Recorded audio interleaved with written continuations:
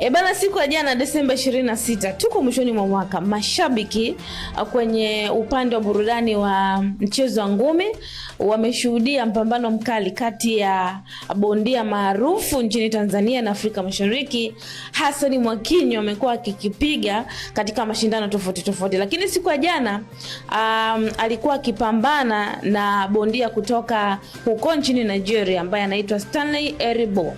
Kwa hivyo amepata ushindi wa mapema sana kati ya raundi 10 ambazo zilipangwa kuchezwa jana, lakini Hassan Mwakinyo ameibuka na ushindi katika raundi ya pili tu, akamwangusha huyo mpinzani wake. Ushindi aliopata ni wa staili ambayo haijazoeleka kutoka kwa mashabiki wa mchezo huo wa ngumi. Kapata ushindi wa TKO kwenye hiyo raundi ya pili, ambapo wengi wamezoea kushuhudia kwamba mabondia wamekuwa wakipata ushindi kwa KO, kwa maana ya knockout.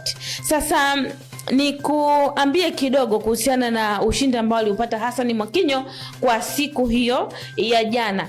Hii imekuwa sio mara yake ya kwanza, hata katika historia pia inaonyesha 2024 Hassan Mwakinyo alishinda ushindi huo wa TKO dhidi ya Patrick Alotel kutoka huko Ghana na sehemu tofauti. Bwana, kwenye hilo sakata halijaishia hapo. Baada ya ushindi, Hassan Mwakinyo mwenyewe kwenye ukurasa wake wa Instagram huko kunako mitandao ya kijamii amkinukisha kwelikweli. Ameandika hapa: binafsi sijaona kuona duniani bondia kalaumiwa kwa kuwa na ngumi kali. Kilichonitambulisha kwenye boxing duniani ni power punch, hivyo sioni kuwa nina jukumu la kumpimia mpinzani wangu kidogo mpaka watu waridhike.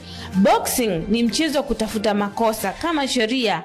Ikiwa mnaona mpinzani alikuwa dhaifu, je, hao walionekana bora ni nini niliwafanya? Anyway, mimi ni knockout artist punch. Panchi yangu ikiingia sehemu yoyote ya mwili wa mtu atajua tu kuwa kapigwa kweli. Boxers, tunzeni nguvu zenu. Knockout haiji kwa rehema za Mungu, ni kujitunza na adabu ya mazoezi. Igeni mjifunze baada ya kuonyesha chuki za wazi. Yule bondia mwenye rasta anatokwa maneno wakati mechi ya mwisho kapigwa na nasibu. Sasa si ubora wake angeutumia, angeshinda knockout na yeye.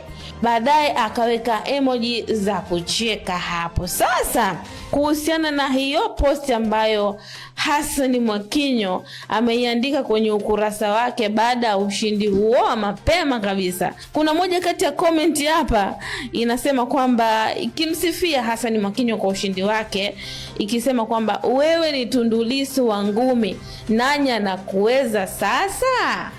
Bana, mtazamaji wa Kawabe Media, endelea kutufuatilia kwenye mitandao yetu ya kijamii na kuhusiana na ushindi huu wa Hassan Mwakinyo, wewe unasemaje kwenye comment yako?